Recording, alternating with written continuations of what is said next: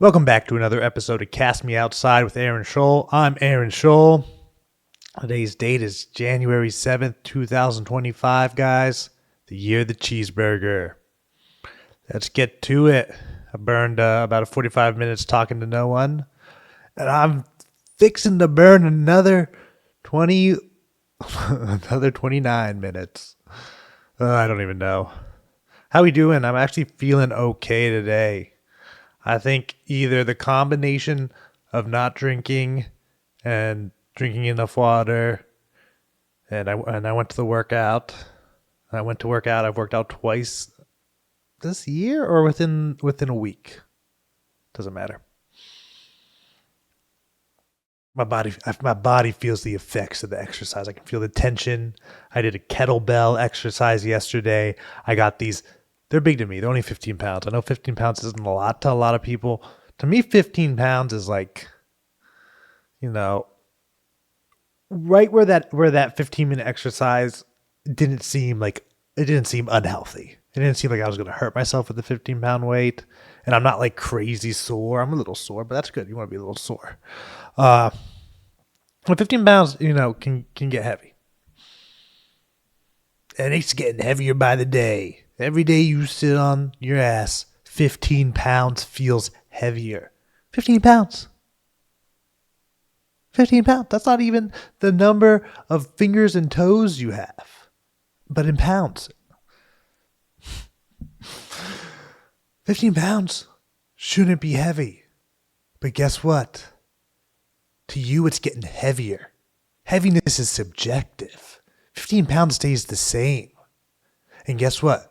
You get worse when you don't go to the gym. So you want that? Do you want to kick that 50 pounds ass? Or is that 15 pounds ass? Because that 15 pounds is just sitting there. It has all day for you to get your shit together, but you won't. Damn, this motivational speech is like so close to being something, but so far away. I think I actually was making a point there. And that's for you, the viewer, to comment below. What was my point in that 50-pound kettlebell rant? So yeah, I did that workout. It was good. I'm going to do a setup video. There's two videos that I'm going to 100% do. I'm going to do upgrading my PZ, old PZ versus new PZ. And maybe just a general setup. Because I love those. And I know they're kind of out of style, but it was cool to watch everyone's setup. And my setup, it's years in the making, but it's functioning. And I could probably talk about it for 15 minutes easily and give you guys. There's been tons of different iterations. There's been tons of different gadgets that have come and go. We kind of got it down to like a 3 or 4 button setup to just start recording. That's kind of what it's all about. It's all about having your space set up so that being productive or what you want to use that space for is very easily streamlined. It's like, what they say? They say, oh, you want to play the guitar? Have your guitar out in the room. You want to read that book? Don't have the book on the shelf. Have that book on your desk where you sit. And then you'll see that book and you'll be like, okay, it's reading time, motherfuckers. That doesn't work the best for me. But I do believe reducing friction is a way to kind of incorporate new habits. Like I have pens and little notebooks everywhere. I have one on my bedside table. I have here. I have so if I have an idea, which, ideas are fleeting for my brain, I can take a second and I can write it down and, assess the quality of that idea. Usually they're bad, folks. Spoiler alert. Let's spoil something. I'm going to spoil something for you guys right now. I think I'm in the mood to spoil something for you. Hey, have you guys ever seen Star Wars? Oh, Star Wars. Because I'm going to tell you something about Star Wars that if you haven't seen it, you might not want to know. Luke and Darth Vader are beep. A second, it crashes. The government doesn't want me to spoil. I guess the government doesn't want me to spoil its precious franchise. Makes you wonder. Maybe Star Wars is a CIA plant. Makes you wonder. Okay. That's a silly bit. I enjoyed it. Threatening people with cultural information that they want to find out for themselves. Oh, I'm sick and twisted, aren't I? I'm not that sick and twisted. I didn't even spoil it. Luke and Darth Vader are son and father, but I won't tell you who's who. I won't tell you who's the son or who's the dad. Save face a little there. Oh, I need some agua. Guys, I don't have my box of pills. I got a new box of pills, guys. And I'm slow rolling it. And today I felt really, really good. I felt really focused. I was just looking for something to do. Right now I'm at a weird spot in work where I'm like training a guy. So like there's like a lot of downtime, but he left early, so I got to kind of just do my regular work. And I was sharp. My mind wasn't so over it by 3 o'clock. Like by 3 o'clock, I'm absolutely over it. Usually 2 o'clock, 2:30. I'm like, okay, you got what you got out of me. It feels like a whirlwind of work that I do until then. The time perception with ADHD is really weird. And I wish I was more in tune with the nuances that make it seem like time is flying and time isn't. In a very interesting episode of Andrew Huberman, I think it actually was the ADHD episode of Andrew Huberman podcast, a solo one. I don't know if he has one with an expert on, but he did a solo episode on ADHD and talks about blinking. So every time you blink, and he talked about it in like terms of your eyes like being a camera, like with a frame rate, with how many frames per second. So basically, if you have 100 and let's say you have a 240 frame per second camera, let's just pick like a abnormally high number. There's more pictures, so there's more like information. So like you don't just get here to here, you get here, here, here, here, here, here, here. Like that's 10. Like that's 10 frames, and this is just 1 to like 4 in a 60 frame per second camera. So things are moving slower. So I guess if things are moving slower, time slows down, or your perception of time is slowing down. And he was saying when you blink, you kind of reset that frame rate. And blinking, this is going to go all over the place, and it might come back to something. And blinking, you blink more if you have more dopamine. Okay? And I have less dopamine. And now that I just had like a bit of a brain blast, I definitely have moments where I just zone out. And I can't like speak to how much blinking I'm doing during those zone outs, but they call it zoning out for a reason. Not because I guess if you're like blinking a lot, you'd be twitching. So I was trying to like imitate it there. I should just tell you guys what I'm thinking. Like, that's what this is all about. It's a zoning out. Let me zone out and see how it feels. Let me zone out and see if it feels like a quick 20 minutes or a long 20 minutes. And then we'll realize it. But people without a lot of people with a lot of dopamine blink more. There's like a pretty solid connection between that area of your brain that connects both blinking and dopamine. I'm just trying to remember this to the best of my ability, guys. I just want to put a little disclaimer there on that. So I've just been trying to consciously blink a little bit more, and honestly, I should be able to probably parse this out if more blinking makes time go by faster or slower. But then, he also compares it to like a car crash. So in a car crash, time slows down. So your frame rate increases. So you got to assume that you're like wide-eyed and you're just like taking it all in. So the less you blink, the more it feels like time is going really slow, is my guess. And the more you blink, the more it seems like time is flying.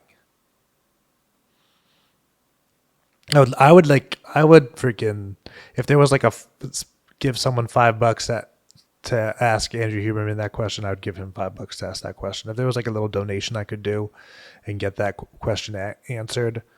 So if blinking is linked to time perception, what style of blinking makes time feel like it's flying, and what style makes it feel like it's slowing down?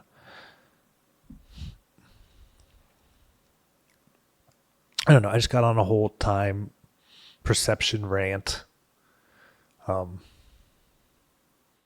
Interesting fact about the blinking and the dopamine and ADHD, and I'm trying to make all of those make sense in my mind, and I think they almost do. But I think in my delivery, in this past couple of minutes, has been a little lackluster. Sorry about that, guys. But yeah, I got a box of pills, and I started taking them. So what did I do? What did I do this past 18 hours that I feel like I have really good energy and I'm feeling like I'm on the ball despite what current evidence might be showing? I took some L-Theanine and magnesium for bed. L-Theanine is supposed to like make you relax. And I think that and nicotine, interestingly enough, both reduce your reticular activation system. I just said dang it because I can't remember it. But that's like a part of your brain that's associated with negative self-talk and chatter, and that in itself is a symptom of ADHD. And it's like even like just the strong, crazy internal dialogue of being something that I've always related to, like as a storytelling technique. Like I loved Scrubs because it was Zach Braff's doing the narrative, and I always really related to that because I have such a strong narrative, and that being like a trait that people who have ADHD also have, just was like bam. And honestly, that thing's a bitch. Like it's scary the things I feel like if I told people the things that my internal dialogue says, they'd be like, Aaron, like just suck it up and go to therapy because that's not good. so theanine potentially calming that area of the brain or having a calming sensation was super intriguing to me, and something that I would like to see if I could, manage that part of that symptom. So I took theanine to calm down, and magnesium just because it's like an amazing electrolyte that apparently a lot of people are low in. Helps you sleep. So I took those at night. Then I woke up and I took alpha GPC, I took L-tyrosine, and I took more theanine, and I had a cup of coffee. So that was like my stack this morning. L-theanine and coffee are supposed to, because L-theanine calms you, but the coffee jacks you up. So the L-theanine cuts the jitteriness of coffee apparently. So I took that with my coffee, and then I'm like two things that I have tried before. I never really took the time to think about how the L-theanine was affecting me. But I will say this is a weird thing that happens when I take the L-theanine capsules. If I don't drink enough water, I'll burp a little powder of dust. Sometimes I'll sometimes I'll snort it out, and like a little dust powder of L-theanine will come right out my nose, like a dragon that's trying to get jacked up and calm at the same time. So yeah, so I did coffee and L-theanine, which I haven't I've taken before, but not in a regimented way where I feel like I can speak to it. I mean, coffee, of course, I've taken it in a regimented way, but L-theanine, but the combo not. And then alpha GPC, which I think is the money one. I think that's a money supplement. And L-tyrosine. And L-tyrosine is I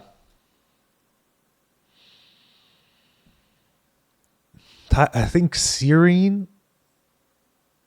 These may not be connected, but L-tyrosine gives you some precursors to dopamine. And that was something that I wanted to target. Because, like, you can take the Noopept and be chilling on Noopept and be locked in. But I think the Noopept just locks you in. It doesn't give you the motivation on what to lock in on. And I can talk more about Noopept too, because I think it wasn't until this morning that the dosage that I took wore off. Oh, Lord. So L-tyrosine is a dopamine precursor, which is involved in motivation and reward processing. It can help with mental energy, inspiration, especially during creative tasks. So I took 300 milligrams of that this morning, and I took 300 milligrams after work. And then I also took alpha GPC. It enhances acetylcholine. So acetylcholine, I forget exactly what choline does, but choline is the chemical, and it's super helpful. Apparently people are low in it. Egg yolks are high in it. But alpha GPC enhances acetylcholine levels, which is important for cognitive functions like memory, focus, and clarity. It will help you stay on task and engaged, especially during conversations or long work sessions. So I took 300 milligrams of that in the morning, and I took 300 milligrams after, or I took 200. Oh, I'm sorry. I definitely took 300. I took 600 total, one in the morning and one after work. So that's it. And then I had another cup of coffee, and I had another L-theanine, another 200 milligrams, which I feel good.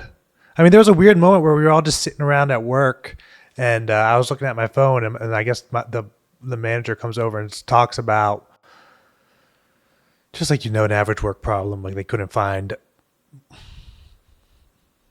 they had to like pick something twice for an order. So something was marked off, but then it wasn't in the order, so they had to pick it again. So like, it's just suspicious. Where's that product? And I was like, we were hanging out. I was like kind of in my phone, just kind of on standby to fix problems. And I guess he asked me a question, and I was fucking zombified in my phone. And he like swiped his hand in front of my face.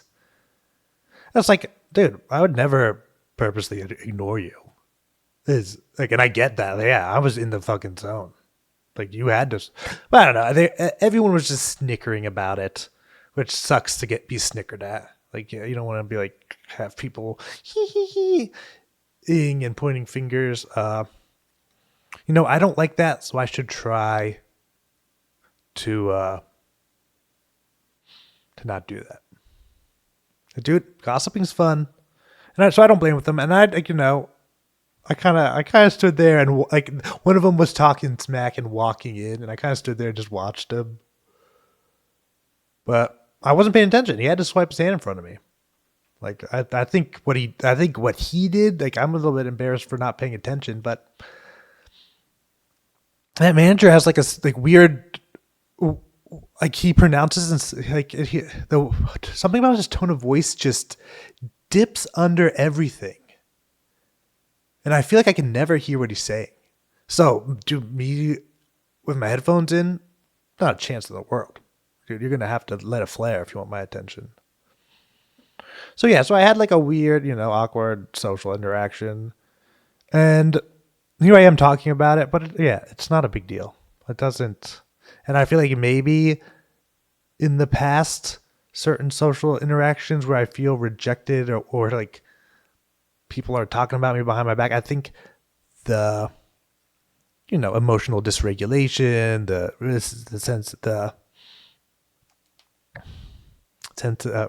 rejection sensitivity dysphoria. I think all of that would have played a bigger role in the end of my day. But I just popped right home and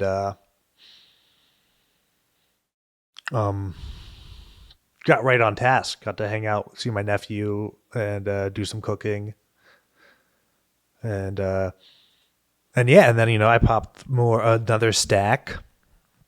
I'm going to add fish oil once I get that on Friday, and I'm thinking of adding Noopept 5 milligrams every other day. And I think I'll be pretty good.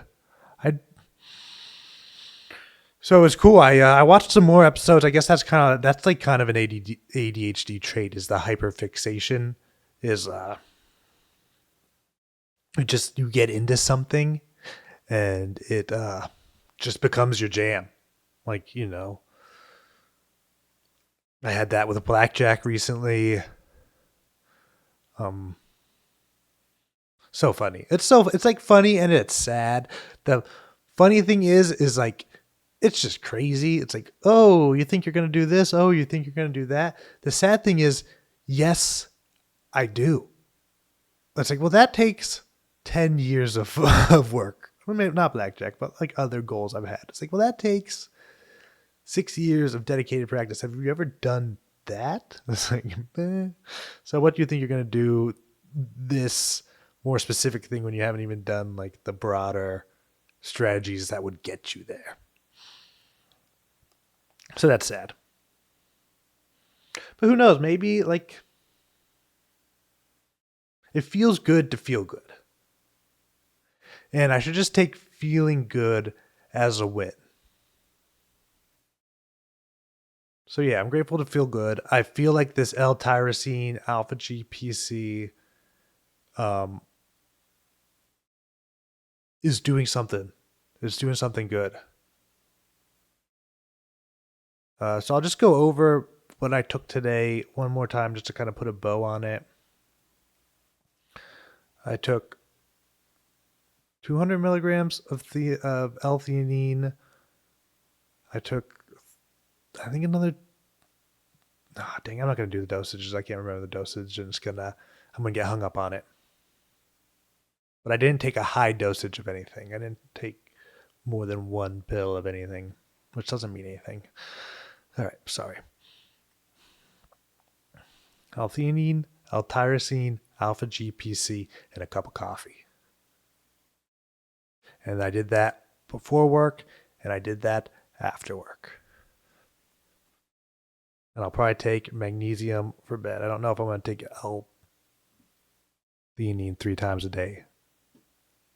And maybe this will all build up, and my levels will go up of tyrosine and of choline, and it can just be a morning thing. I don't love taking pills 3 times a day. Just something, I don't know if I could avoid it. You know what? Maybe I'm like a little averse to pills because I was medicated as a child. And, it probably was a pain in the ass to get me to take a pill. So, I bet you there's like a lot of like moments where they, I don't know, or who knows, maybe they just drugged me. Should ask. But I remember I had a hard time swallowing pills.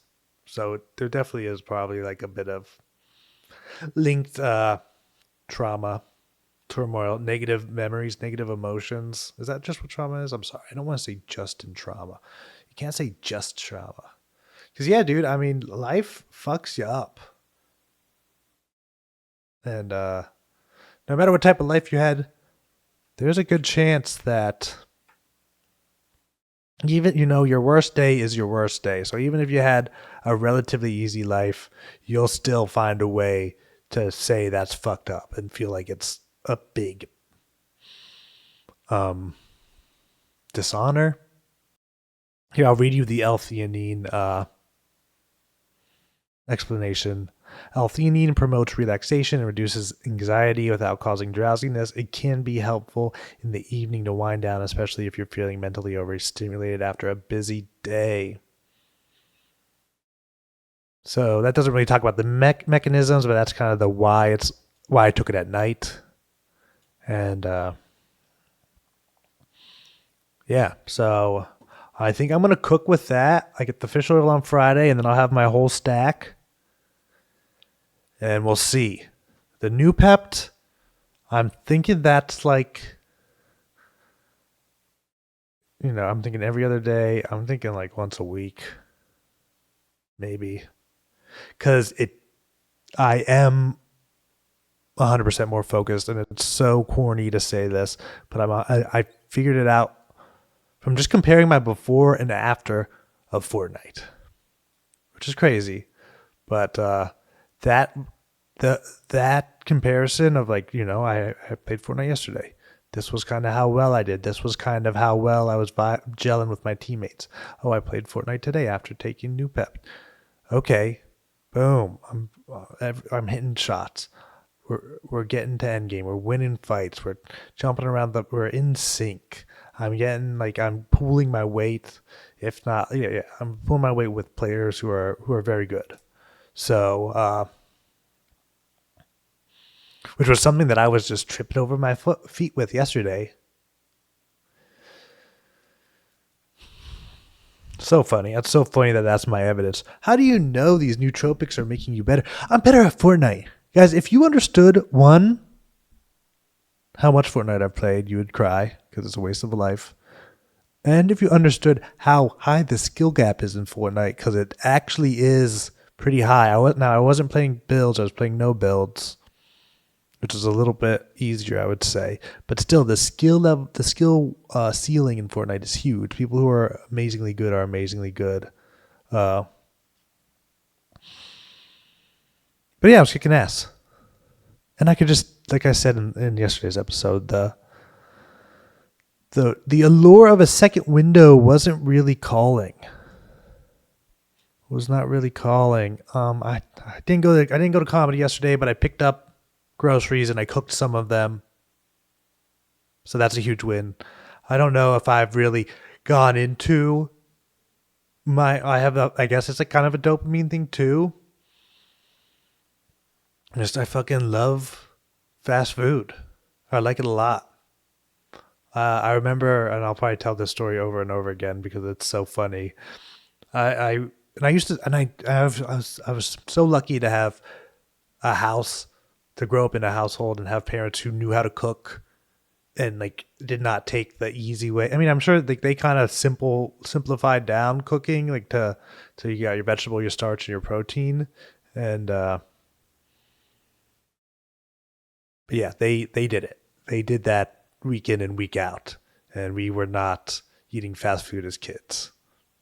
We had him, but most of my fast food experiences were in like high school with my friends, being stoned, going to get Wendy's. We had the best Wendy's. But yeah, one time I pulled up to like but on break to get out of work for a little bit, just go drive to McDonald's. There's a McDonald's that's close enough, and I was doing that week in, week out.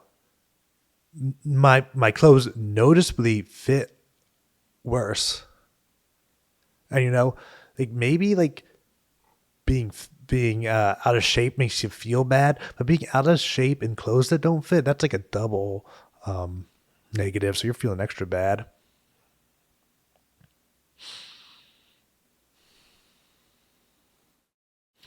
So I was on a bit of a fast food kick, pulling into that drive-through every day during the week. And one day I pulled up and my mouth started watering. I Pavlov dogged myself. Dude, the stimulus was pulling up to the drive-through and seeing the menu. I think it was looking at the menu. I think it was like the burger on the menu became the stimulus. And then I Pavlov dog. It's called classical conditioning, where you train, where you can get certain reactions from introducing two stimuli. So yeah, I Pavlov dog myself. I got that dog in me, and he's classically trained. And that was like a funny moment, but it was also a sad moment. I'm trainable, guys. Maybe if I can just train myself to fucking concentrate and get some work done, maybe I won't be a gas station attendant for the rest of my life. Oh god, maybe I should sign up for my favorite YouTuber's Patreon, because that's the life he's trying to avoid. He's trying to avoid a life of gas station clerking, which, hey, not as good as it looks in the movies. Being a gas station clerk, not as good. Okay, guys, I did my time. This episode, I kept it popping. I'm proud. What's up, Jerry? Yeah, twerking it, dude. I can't be looking at the chat during this. This is just weird monologue time. But yeah, I do stream these live on Twitch for the half hour that I stream them. And then I post them on YouTube. You're probably watching this on YouTube if you made it this far. That's insane. Thank you. That's the end of this episode of Cast Me Outside. It's been a lot of fun, but we're done. Gotta run. Thank you this time for your time. And until next time, keep on living and loving. Peace.